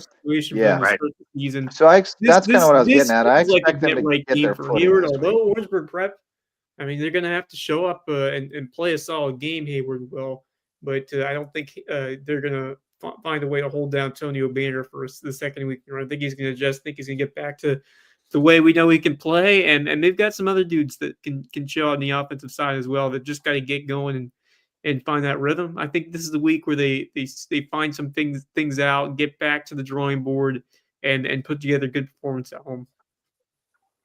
I like THA in this one. They really have to come out and get things going quickly. But again, Gibson, certainly Tonio Banner, they are going to be the straw that stirs to the drink, and I think that they will. And I like THA, and I like them to win by touchdown 10. Good solid win to get their first of the year. 10 touchdowns. Yeah, I agree. What's that? You said 10 touchdowns? No, 10 points. No, a touchdown to 10 points. Yeah. I mean, it is Skeezer, so you never know.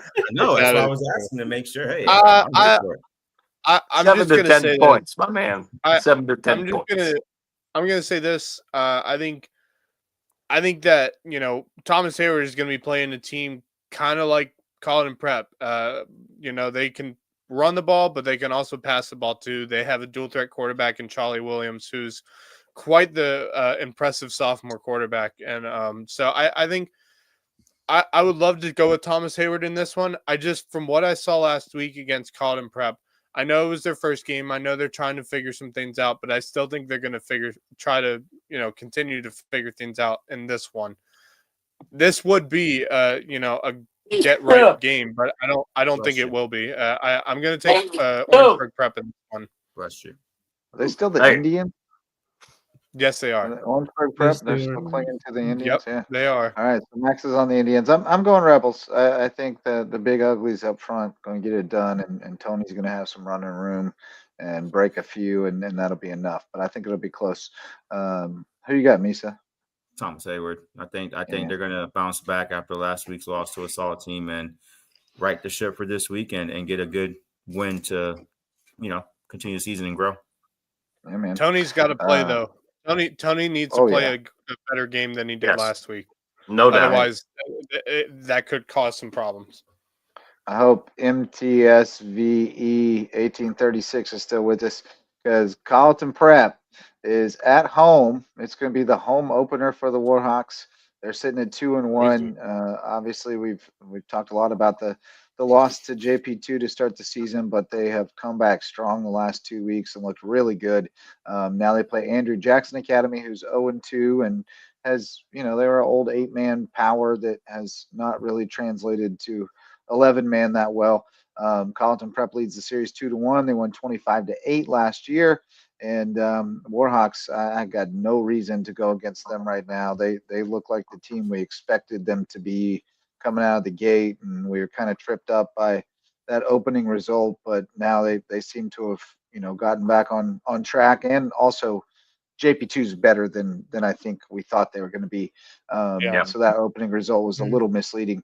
But I really like this offense. Cale Owens is really nice at quarterback, continuing a great tradition they've had at that position. He's got some great receivers. Thomas Corbett and Hartman Fisk can both go get it, and they can get upfield quickly. Owens is a good runner as well, so they're pretty multi-dimensional on offense, and they fly around on defense and have some dudes. So I think Carleton keeps rolling here.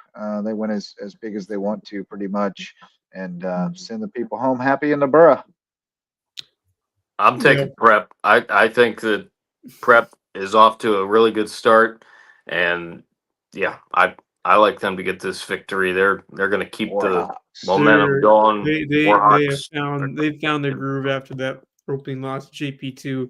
Cale Owens is the truth. He is quite the talent over there, quarterback, and hopefully we'll get to talk to him. We're going to. It fell through recently, but we may get him for Monday or post game tomorrow night. We'll see if we can dial him in. Well, there we go. From Walterboro. Yeah, Carleton Prep rolls. Rolls at home against Andrew Jackson Academy. They rolling. You saw them last week, Max. You like them? I do. I really do like them. They are very. I saw them in that game against JP2. I think that was just kind of like the situation where Carleton Prep did not play their best game. If they had played their best game, who knows where that game could have gone. A little bit. I don't look at that game anymore. I'm not looking at the game when it comes to Carleton Prep because everything after that has been really strong for them. And Cale Owens has been absolutely unreal. 223 passing yards against St. John's Christian, 165 passing yards last week against Thomas Hayward. And also on top of that, averaging just around 100 yards a game on rushing. So with him on this team and what he has around him, this Carleton Prep team's good. If anyone could give Buford Academy a run for their money, I think it's Carleton Prep, and I really do believe in this team. I think they get the job done at home. First home game, it's going to be rowdy over in Waltersboro, so I'm going to take Carleton Prep big time in this one. Yeah, Carleton Prep. I think the biggest question is going to be, can Carleton Prep get the clean sheet? I'm sorry, wrong sport. The shutout. Clean sheet, the shutout. They might get the clean sheet. They might get the clean sheet. Sorry, wrong football guy. Sorry, my bad. No, man. It's okay. I think they might give up Hill. Is the game's at Walterboro, right? Yeah. Cool. So we can get some cookout ice cream at halftime when the game's Yeah. over. Yeah. Come back. Yeah, absolutely. Yeah, you got to get cookout before and or after the game. Although after the game, I will say, the later it gets, the longer that line gets at Walterboro cookout. Oh, like you come out there late. I learned that a couple weeks ago. Oh my god! I learned that a couple weeks ago after going out to Carleton County to watch that game against Hampton County. I got into the cookout there in Walterboro. And I sat there for a good amount of time. At least now, if the cookout's jammed up, you can run over to the new Quick Trip and get you a little something over there.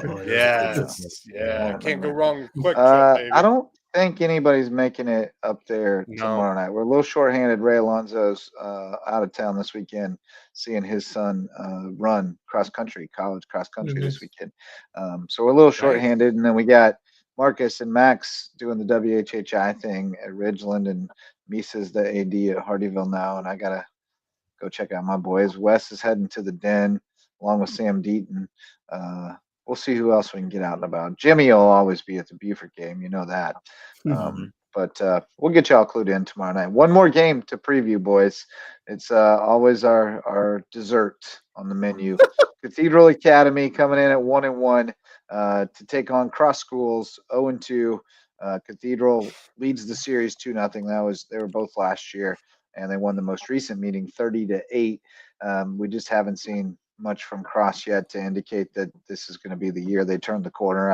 I've said I really like Rico McCoy. He's All-American in Tennessee. He's got great energy.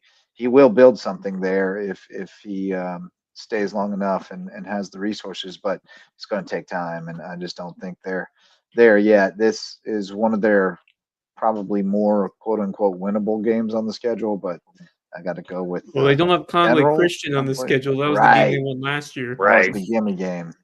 Yeah. So this is one of their better opportunities, but I can't see it happening. I'm on the Generals of Cathedral. Yeah.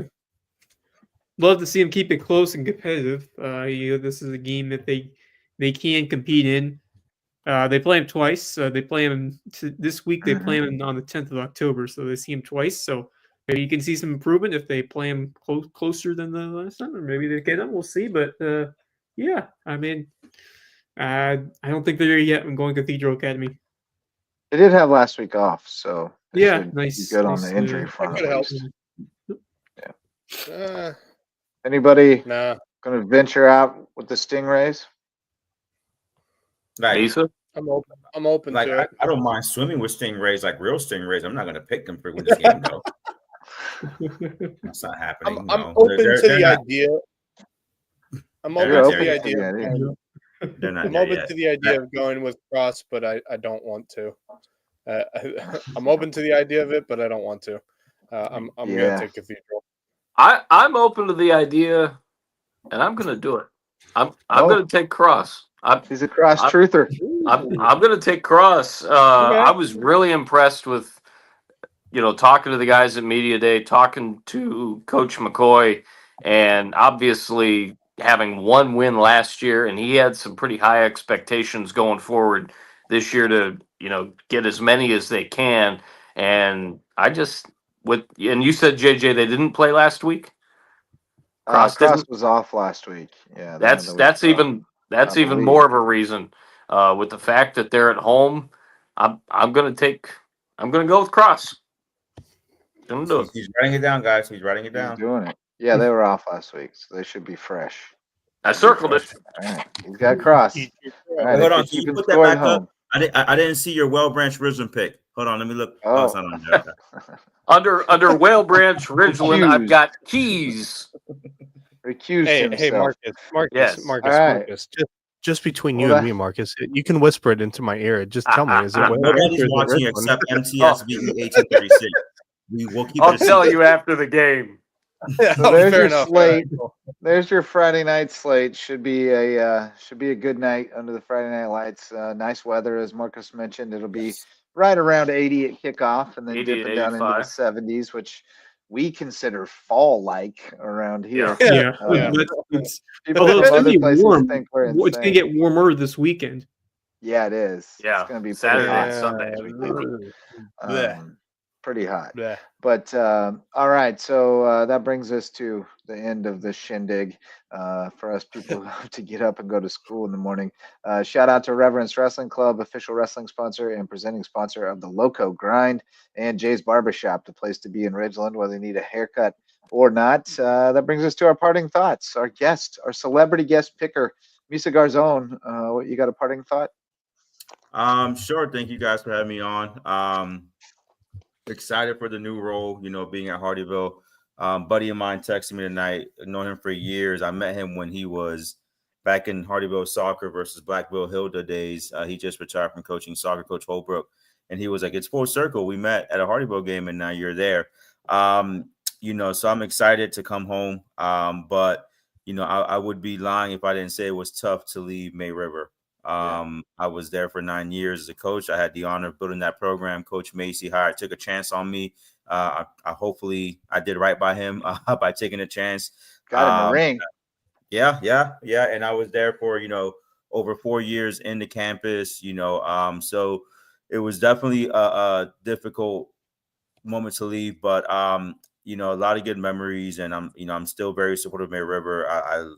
I'm always thankful for that place, love that place, and hoping to bring something, a great sports culture here to Hardyville. Like we had at May River with coaches supporting tonight. I love the fact that we had the football players in the student section, and we had cross country players also there supporting our volleyball team, and that's kind of the culture we want to do. But thank you, May River, for an amazing part of my life. I am where I am today because of what I learned, was able to do there. So I appreciate everyone's love. Congratulations, calls, texts. If I don't get back to you as quickly as I usually do, please understand that I'm everywhere now. But and I'm also excited. there's terrible service in Hardyville. There is. So, but I'm excited for this new challenge, this new opportunity. Hopefully, get you guys know I love Jasper. I love home. So it's an opportunity for me to, support our young people and student athletes here, to help them be successful and reach their goals and their maximum abilities, through sports. So appreciate the love, excited. It's still Go Sharks, in about 20, 30 years, I'll be able to say that the other team's name in the 29910. Buckwalter Public School. The Buckwalter Public School. But no, Bluffton knows that I love it. Before anybody gets mad, I got love for Bluffton. A lot of players there I know and coached before, and their coaches are phenomenal. It's a great rivalry. It's friendly. Trust me, it's friendly. But it's fun. The Bluffton Kitty Cats. Bluffton Derby.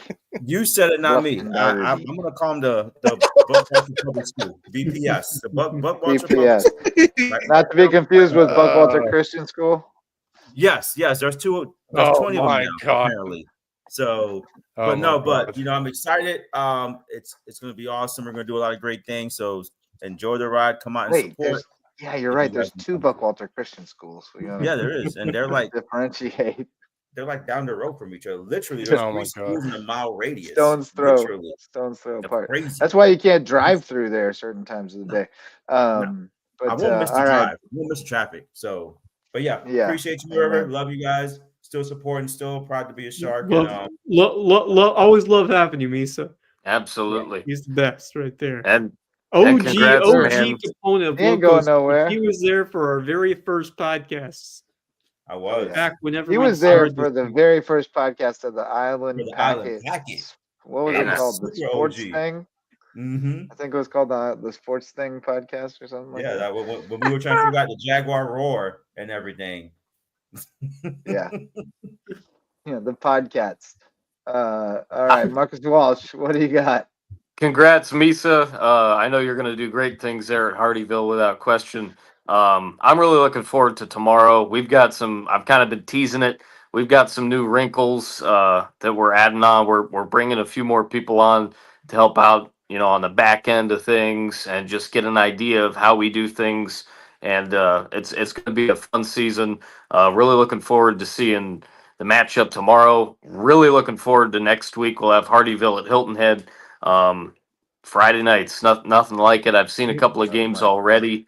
And it's going to be fun tomorrow. I expect a pretty daggone good football game for sure there between Whale Branch and Ridgeland in Ridgeland. Looking forward to it and loving these Thursday and Fridays with you guys. It's a great atmosphere over there at Ridgeland. It really is. That's a really impressive facility. Beautiful stadium. Yeah, did a great job with it. Max Raj, what you got, buddy? Obviously, I'm going to be excited because I'll be joining Marcus Walsh and the WHHI crew on Friday.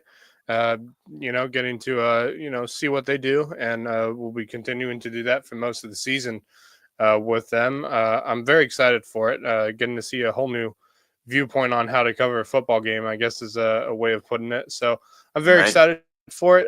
Like you said, it should be a good game. I'm very excited to see how that game goes. And like y'all said, it is an absolutely beautiful stadium. And it's one of the things I hope Hardyville gets one day. A stadium like that, it would be really special at Hardyville. So Yeah, I hope that day Yeah. comes. But the come other on, thing I man. was You've been going the to AD say, for like 3 or 4 days. if Wes wants to share it, I'll let him share it. If not, I'll share it later. But the other thing I did see is Caitlin Clark. I just saw Yep. she is Yep. out for the rest of the WNBA season. Yeah, that's So they will be Wow. without her in the playoffs. Yeah, you hate that for such a budding star, more than a budding star. She is the superstar, or one of them at least, Yeah. of the WNBA. So, The straw certainly, that stirs the just drink, as a as Marcus basketball says. fan, you hate to see a player like that get hurt. I don't think she She's missed the time special. at all during her college days, but that's Not often. no, Definitely not no. So often. hopefully she has a quick recovery into next season and get her back out there on the court. But um. As in terms for me, well, first of all, just being a part of USCB in this new era that started today, full-fledged D2 members.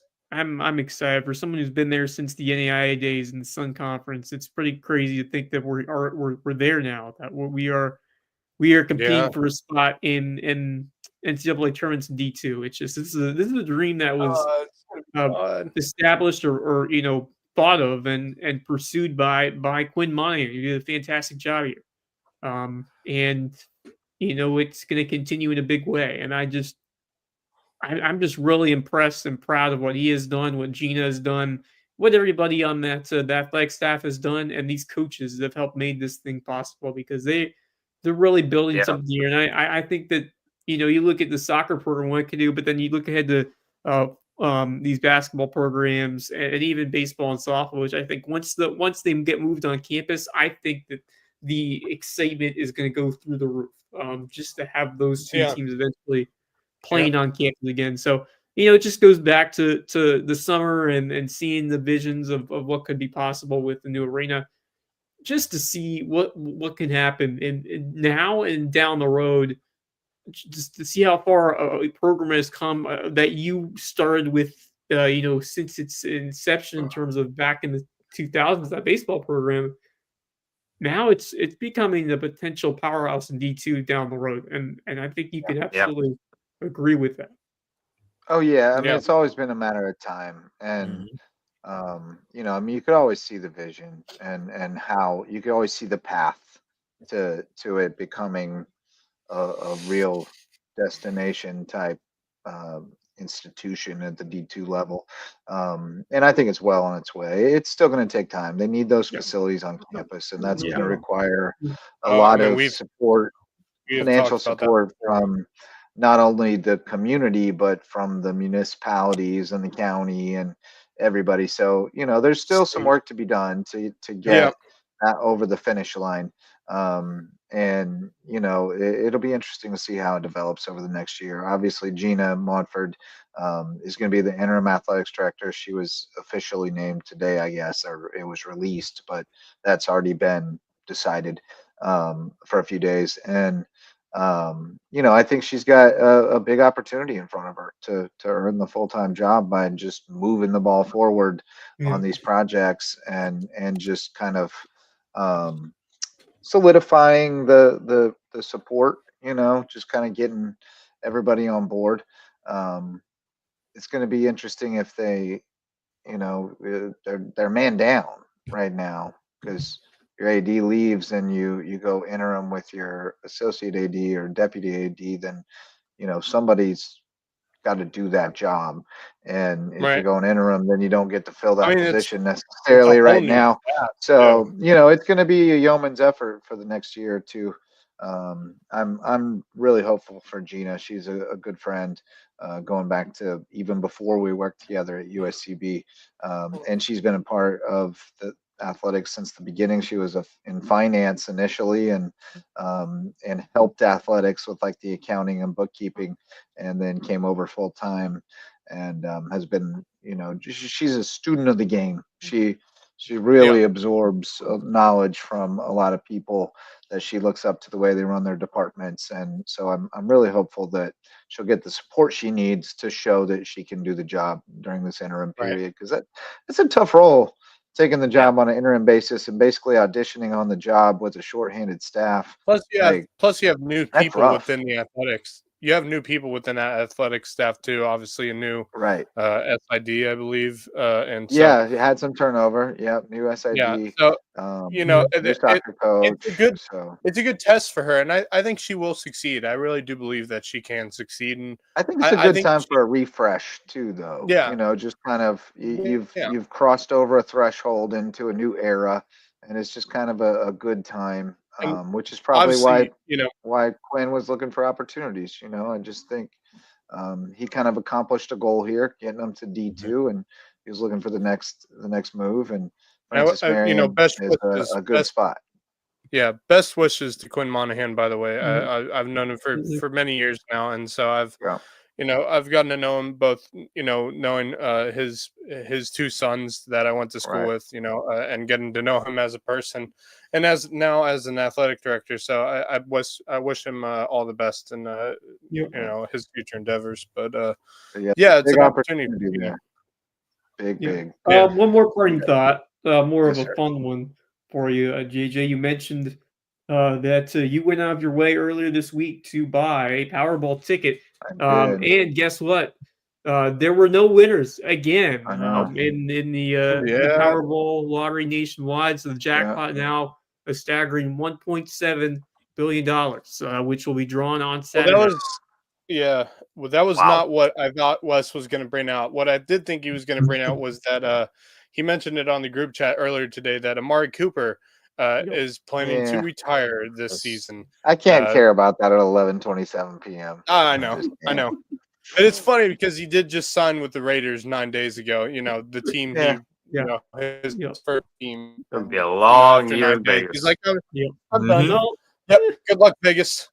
Shouldn't have had the football team. Kobe Myers is their top receiver, so that could be a. Well, they got Devontae Adams, right? Do they? Yeah, they do. Yeah. Do they? They do. Yeah, I don't think they're going to be all that bad. Ashton Jonty. No, they don't. Jinte's not bad, and they got Geno Smith. Going to be interesting. NFL quarterback. I've been seeing people take Genty in their first round of fantasy drafts. He's going like yeah. He's tough. So no, I'm scared about. They're going to be fine. NFC West, by the way, the game between the Philadelphia Eagles and Dallas Cowboys set to resume at 11:30. Yep, about to resume. So seems like we were a the delay entertainment. Exactly. We were the rain delay entertainment. We're the rain delay entertainment. I'll only watch that game if the Cowboys lose. I'll just close it out with another shout out for McCain's volleyball team, man. Really looking good. They took a 3-0 win over Denmark Olar tonight, which basically sets them up looking like the number 2 team in the region. And we gave Bamberg all they wanted. Got swept, but like every set could have gone either way the other night. So, I look forward to what we do on the back end. But several softball players on that team, my girls. Talia Cunningham is a baller.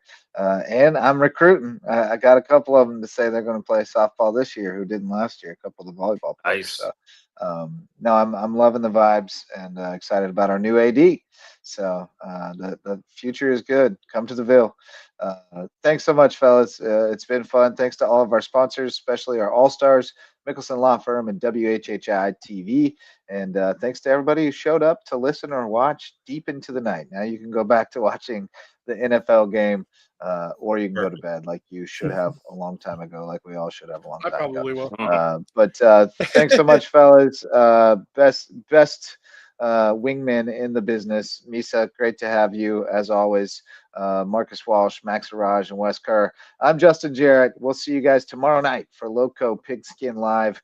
I think we're going to just go ahead and push it back to 10 because 9:30 has been hard to pull off. So we're going to go for 10 o'clock. 10 o'clock tomorrow for Lowco Pigskin Live, and we'll see you then to round up everything happening in the Lowco. Until next time, go Lowco.